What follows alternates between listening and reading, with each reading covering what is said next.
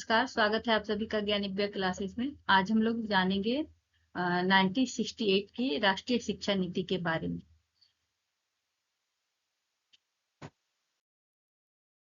NEP 1968 national policy on education स्वतंत्र भारत की पहली राष्ट्रीय शिक्षा नीति थी, जिसे प्रधानमंत्री इंदिरा गांधी के सरकार द्वारा लागू किया गया था।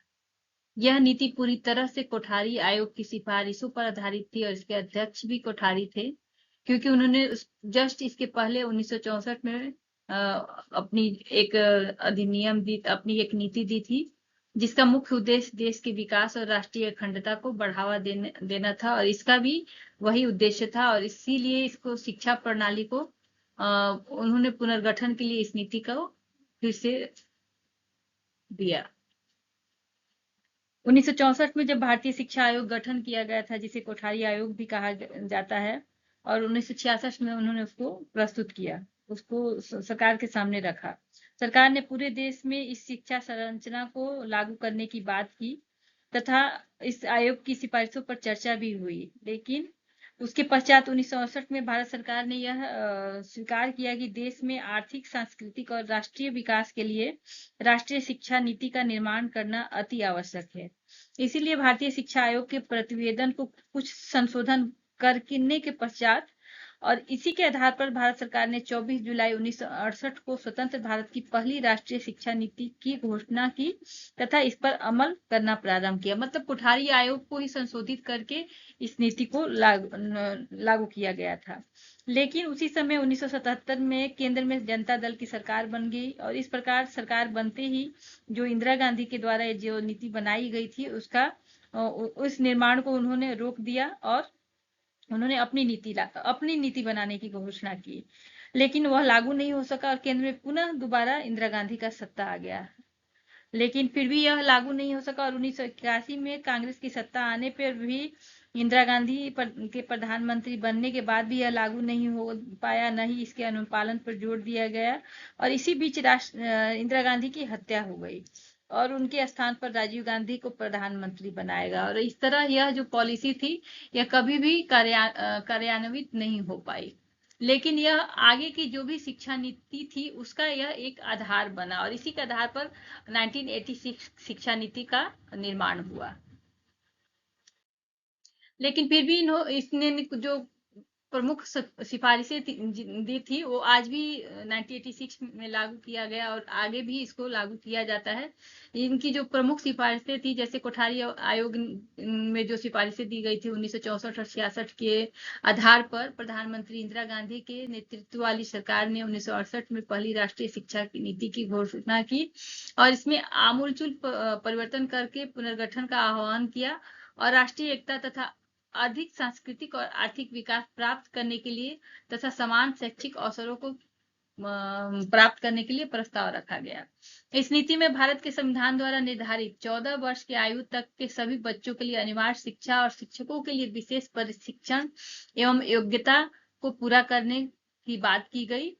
इस नीति में क्षेत्रीय भाषाओं के अधिगम पर ध्यान केंद्रित करने का बात की गई और माध्यमिक शिक्षा लागू किए जाने तथा त्रिभाषा सूत्र की रूपरेखा तैयार की गई। इसमें अंग्रेजी भाषा का शिक्षण जो उस राज्य का आधिकारिक भाषा है और जहां विद्यालय स्थित है और हिंदी भाषा है, इस तरह तीनों भाषा मिलाकर त्रिभाषा बन गई। बुद्धिजीवी वर्ग और आम जनता के बीच खाई को पाटने के लिए भाषा शिक्षा को आवश्यक माना गया। यद्यपि हिंदी को राष्ट्रीय भाषा के रूप में अपनाने का निर्णय उस समय विवादास्पद हो गया, फिर भी इस नीति ने सभी भारतीयों के लिए एक सामान्य भाषा को बढ़ावा देने के लिए हिंदी को उपयोग और अधिगम को समान रूप से प्रोत्साहित करने के लिए आह्वान किया।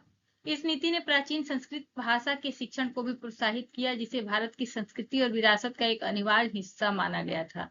1968 की राष्ट्रीय शिक्षा नीति में शिक्षा पर खर्च की राष्ट्रीय आय का जो 6% था उसको भी इन्होंने बढ़ाने का बात की थी।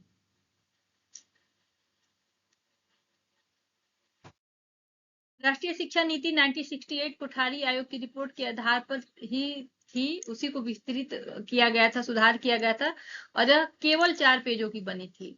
इसके जो सिफारिश की गई थी उसके कुछ मुख्य बिंदु, जो मूल बिंदु है वो निम्न है, जिसमें अनिवार्य और निःशुल्क शिक्षा की बात की गई थी, अध्यापकों के स्तर में उन्नति, भाषाओं के विकास, त्रिभाषा सूत्र को लागू करने, शैक्षिक अवसरों की समानता, सामान्य प्रतिभा का विकास की बात की गई, कार्य अनुभव का समाज सेवा विज्ञान की शिक्षा की बात की गई, अनुसंधान कृषि और उद्योग की शिक्षा की बात की गई, पुस्तकों का प्रकाशन परीक्षा और मूल्यांकन पर भी इन्होंने बल दिया, माध्यमिक शिक्षा में सुधार की बात की, विश्वविद्यालय स्तर की शिक्षा में सुधार की बात की, अल्पकालीन शिक्षा व पत्राचार पाठ्यक्रम साक्षरता और प्रौढ़ शिक्षा का विस्तार की बात की, और खेलकूद अल्पसंख्यकों की शिक्षा और शैक्षिक संरचना की भी बात की।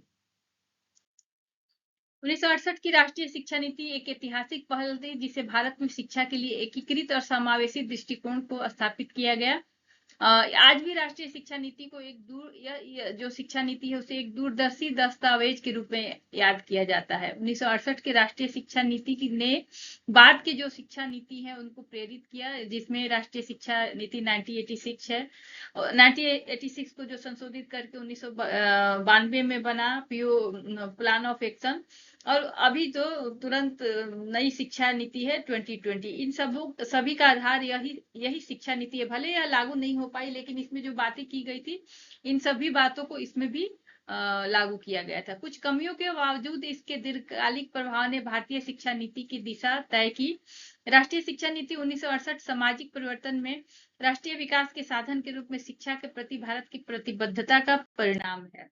इसकी चुनौतियां और असफलताएं इसलिए यह दूरदर्शी होने के कारण भी इसके कोई ठोस जो कार्य था, जो एक्शन प्लान था, तैयार नहीं की गई थी। वित्तीय संसाधनों को भारी कमी के कारण शिक्षा बजट को कभी भी जीडीपी के 6% तक नहीं पहुंचाया जा सका। इसके अलावा केंद्र और राज्यों के बीच समन्वय की कमी के कारण यह नीति जमीनी स्तर पर पूरी तरह से सफल नहीं हो सकी, जिसके बाद 1986 में दूसरी राष्ट्रीय शिक्षा नीति लाई गई। इस तरह 26 जुलाई 1968 को राष्ट्रीय शिक्षा नीति की घोषणा की जाने के कुछ दिनों के बाद ही प्रांतीय सरकार जो है, राज्य सरकार अगले सत्रों में अपने जो स्कूली शिक्षा उसमें 10+2+3 की संरचना लागू कर दी थी, परंतु एनईपी 1968 की मूल भावना के अनुकूल यह नहीं जा सका। तत्कालीन प्रधानमंत्री श्रीमती इंदिरा गांधी ने शिक्षा नीति को ईमानदारी से लागू करने का प्रयास किया, इसे अनेक बार बल भी दिया, परंतु संसाधनों की कमी के कारण प्रांतीय सरकार इसे लागू नहीं कर पाई और यह अधर में ही रह गया। धन्यवाद। आज के लिए बस इतना ही। अगर यह वीडियो आपको अच्छा लग रहा है तो प्लीज इसे लाइक, शेयर और सब्सक्राइब करें।